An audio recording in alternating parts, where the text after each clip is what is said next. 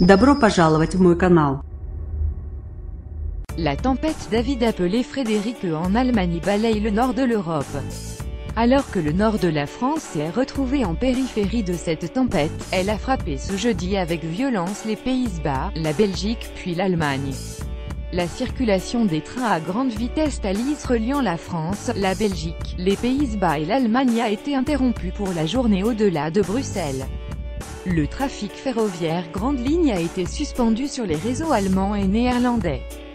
Cette carte montre le déplacement de la tempête vers l'est de l'Europe. 2 morts aux Pays-Bas. 2 personnes sont mortes aux Pays-Bas, un homme de 62 ans en raison de la chute d'un arbre et un automobiliste, là aussi à cause de la chute d'un arbre. 3 morts en Allemagne. Un homme de 59 ans a péri en raison d'une chute d'arbre à Emery-Schilten, en Rhénanie du Nord-Westphalie. Un pompier est mort dans des circonstances similaires en Thuringe. Et le conducteur de poids lourd de 68 ans est mort dans un accident de la route lié à la tempête, selon la police. Un mort en Belgique. Une automobiliste a aussi été tuée par la chute d'un arbre sur sa voiture à 35 km au sud de Bruxelles.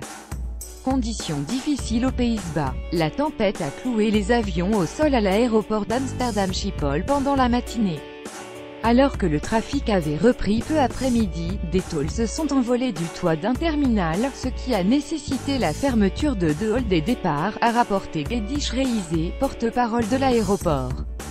Il est conseillé aux Néerlandais de rester chez eux et de ne pas prendre la route.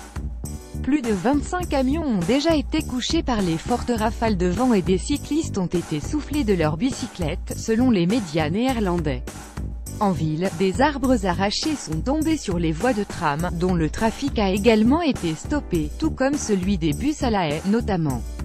Les trains allemands paralysés. La compagnie ferroviaire allemande Deutsche Bahn DB a suspendu tout le trafic, grande ligne. Les trains restent dans les gares ou bien s'arrêtent dans des gares sur leur trajet, a précisé un porte-parole de la compagnie, ajoutant que la mesure devait être en vigueur, au moins toute la journée. La DB a d'ores et déjà annoncé une restriction de la circulation ferroviaire pour vendredi. Plusieurs vols ont aussi dû être annulés dans les aéroports allemands de Düsseldorf et Munich.